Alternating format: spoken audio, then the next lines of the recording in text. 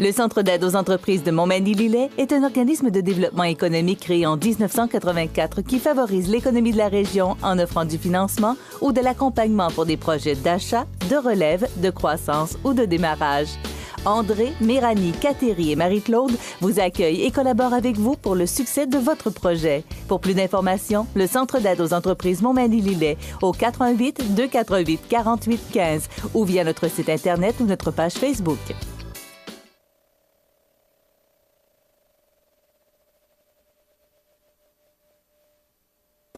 Aujourd'hui, on attaque le volet marché, c'est-à-dire Ressort Liberté, ça va à qui et pourquoi? Oui. Alors, nous, nos clients sont dans l'automobile. Alors, on appelle ça, il y a encore une fois, il y a une expression qui dit OEM, c'est les fabricants originaux. Okay, donc, oui. General Motors, Toyota. Et la couche en dessous, Tier 1, ce sont les assembleurs qui donnent les pièces assemblées. Et après ça, il y a les Tier 2 qu'on appelle, qui fournissons les Tier 1. Nous sommes un Tier 2 et dans certains cas, nous sommes un Tier 1. Donc, oui, parce que des fois, vous faites de l'assemblage. Exactement. Fait que, exemple, pour BRP, bien, on fournit directement BRP, ils prennent nos produits, ils les assemblent, puis le produit est vendu directement comme ça. Donc, de l'automobile, du récréatif. Oui. Alors, Honda, Kawasaki et Polaris, nommez-les. Dans l'automobile, on a à peu près... notre produit se retrouve à la fin à peu près dans tous les véhicules au monde, toutes les compagnies, BMW, Audi, tout le groupe Volkswagen, Toyota. Mais qu'est-ce qui a amené ça? C'est la renommée de Ressort Liberté puis la fiabilité, c'est quoi? La qualité. La qualité. La qualité et la rigueur. Tu sais, quand je vous disais, depuis le début, l'entreprise, avec M. Côté, M. Laberge, Jean-Pierre, il y avait beaucoup de rigueur pour la qualité. La qualité, la qualité, la qualité. Donc, c'est ce qui a fait la renommée de Ressort Liberté. Alors, c'est ça, l'automobile. Avant ça, nous étions dans l'aérospatial. Oui. Oui, mais le marché n'était pas assez gros. Alors, on avait, par exemple, 95% de Pratt & Whitney au Canada et tout ça, mais les volumes étaient très petits. C'est un marché de niche. Exactement. Et on était capable de le faire. On apprenait aussi.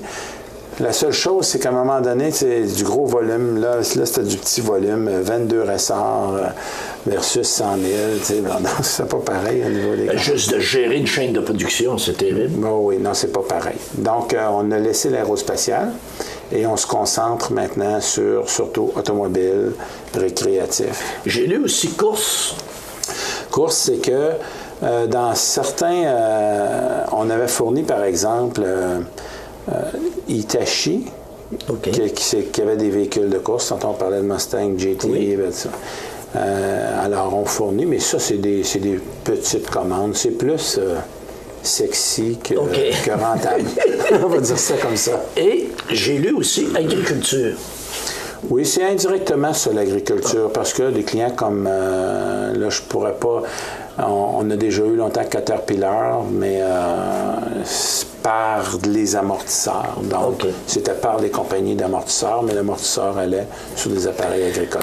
Donc, la probabilité qu'on regarde dans n'importe quel pays une voiture et qu'on se dise il y a du liberté dans ça, c'est très probable. Yes. Oui. Oui. On est en Europe, puis on regarde des voitures. C'est sûr qu'il y en a beaucoup. On livre plusieurs. Donc, si on dit on vend où? La planète au complet. En fait, nous, on livre pour les assemblages. On livre, bon, évidemment, Canada, États-Unis. Je vous donne les principaux. Allemagne, Mexique, Inde, Chine, évidemment, même à partir d'ici. On livrait beaucoup en Corée du Sud. Là, on livre encore toujours au Japon depuis 25 ans. Alors, c'est un peu ça. Au Mexique, c'est quoi les voitures? Au Mexique, c'est en fait, c'est comme continental. Hein? Le continent américain, chaque continent a besoin de ce qu'on appelle notre low-cost country. Donc, l'Asie avait la Chine, si on revient il y a 20-25 ans. Aujourd'hui, c'est plus Vietnam. L'Europe avait l'Europe de l'Est, les pays de l'Est, hein, que ce soit la Pologne, la Hongrie, tout ça. D'ailleurs, en Hongrie, j'avais visité où ils faisaient l'assemblage des moteurs pour Audi. Puis d'ailleurs, J'ai un Volkswagen Touareg, puis j'ai été à l'usine à Bratislava où ils assemblent le Porsche Cayenne et le Touareg. Oui, donc, beaucoup de pays de l'Est. C'est des petits frères, ça. Là. Exactement. Fait que c'était des pays de l'Est, donc, qui ont leur low-cost country. Puis le Canada, l'Amérique, bien évidemment, là ça change avec M. Trump, mais le Mexique a fait un boom au niveau de l'industrie automobile. Ah, ça, je savais parce pas. que, oui, beaucoup de nouvelles entreprises se sont installées au Mexique parce que ça coûte moins cher que la main-d'œuvre aux États-Unis. Donc, nous, avez vu comment nous, on est pris un peu entre les deux. Nous, il faut être bon. Parce que nous, au Canada, puis c'est notre choix de société, puis on est très heureux, on a des mesures sociales, on a un niveau de vie.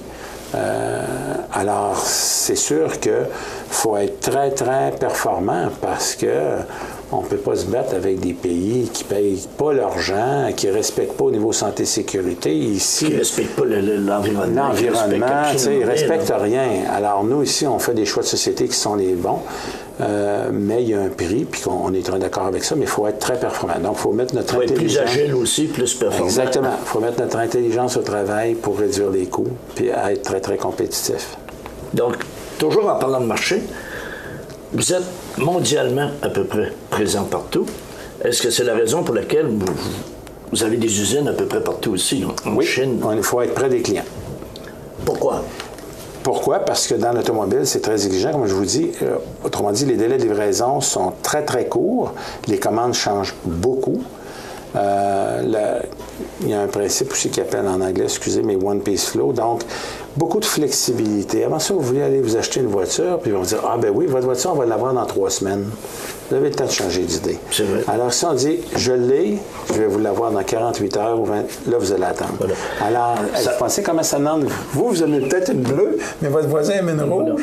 Ça va révéler mon âge. Moi, je me rappelle du temps où on allait acheter une voiture, il y avait une espèce de feuille 8,5-14, puis là, il disait, on va te la compléter, on va te l'équiper.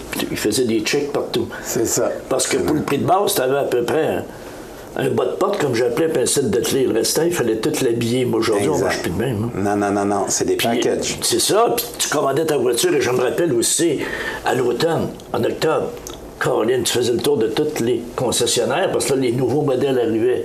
Ça arrivait une fois par année à l'automne. Mais aujourd'hui, c'est fini, ce temps-là. Ça, c'est une culture. La culture automobile a été développée par les Américains. Oui. C'est que, en tout cas, j'ai pas votre âge, mais supposons qu'on se rapproche un peu. Oui. C'est que, je me souviens, moi, il y avait le dévoilement, le Oldsmobile 88, puis là, il y avait seulement changé un petit peu la grille, puis un petit peu, et les gens, cette culture-là... Ce qu'on appelait l'obsolescence planifiée. Exactement. Et je me rappelle, moi, j'étais en affaires, et tout à coup, tu arrivais en octobre, au premier repas de la Chambre de commerce en novembre, puis tu avais encore ton vieux char, c'est-à-dire ton char de l'année d'avant. Ouais. Là, les gens disaient, ouais, c'est serré, t'as pas changé de char cette année. Exact. Il fallait changer nos voitures parce que c'était une culture. Oui. La culture d'automobile était forte. Ah oui. C'est vrai, les changements de modèle, puis c'était des changements mineurs, puis tout ça. Exactement. Mais le marché évoluait. Et je me rappelle, moi aussi, quand les premières voitures japonaises sont arrivées, il y avait tout le même problème. La première ou deuxième année, tu voyais apparaître la rouille. Et quelle que soit la marque, et par après, ils ont tout réajusté. Exactement. Mais c'était comme ça dans le temps. Mais c'est parce que vous pensez, lorsqu'il était au Japon, puis il arrivait dans un nouveau climat, puis des conditions, puis beaucoup de sel et tout ça, puis des températures de moins 30, moins 35, évidemment, eux aussi avaient à apprendre. Mais c'était drôle parce que les premières, on les regardait, puis ils disaient, elle va commencer à rouiller. Ah oui. Mais je me rappelle, moi, à l'université, ça fait longtemps, une Renault 4L. Avec le bras de vitesse était dans le tableau de bord. Et dans la Côte King à Sherbrooke, j'ai changé de vitesse, je suis resté que le bras de vitesse. Ah non, c'est apparent. Aujourd'hui, là, tu ferais plus ça. Non. Les voitures, c'est des bonnes voitures aujourd'hui. Oui, très bonnes. Quand on regarde ça, tu sais, alors ça, quand on entend moins parler de problèmes de transmission, de problèmes de... Bon, puis ils ont ajouté des choses. Tu sais, on pense, là, dans le temps, là, on ouvrait le capot, puis c'était vide, là, on voyait le bitume, mais là, aujourd'hui, on ouvre le capot. C'est plein. L'électronique, là, tout ce qui gère, juste au niveau de la sécurité, sac gonflable latéral, il a ajouté. Tu sais, je me rappelle, on achetait un Cadillac, c'était immense. tu levais le capot, puis le mécanicien, je pense, pouvait faire le tour du moteur. Oui. Aujourd'hui, tout est compact. Ah, c'est facile, on voyait tout ça. Manifold, pompe à eau, Mais, Ressort Liberté a participé à cette évolution-là. Oui. Puis les gens sont de plus en plus exigeants, l'industrie de plus en plus exigeante. C'est aussi, il y a un petit peu de vous autres dans ça. Vous avez amélioré les qualités, les produits sont meilleurs. On travaille avec nos clients pour améliorer les produits, les rendre plus légers, plus performants, baisser les prix. Parce qu'une voiture, on dit que les voitures sont chères. Elles sont chères. Mais regardez qu'est-ce qu'ils ont ajouté dans une voiture si on se compare, par exemple, depuis il y a 20 ans. On regarde le prix d'une voiture il y a 20 ans, on le regarde aujourd'hui, mais regardez tout ce qu'ils ont ajouté. Seulement au niveau, tu sais, je sais pas, moi, comme on parlait de la sécurité, le confort, les freins, comment ça s'est amélioré maintenant. Si on dit que les caméras, ben, il va y avoir des voitures autonomes bientôt. Oui.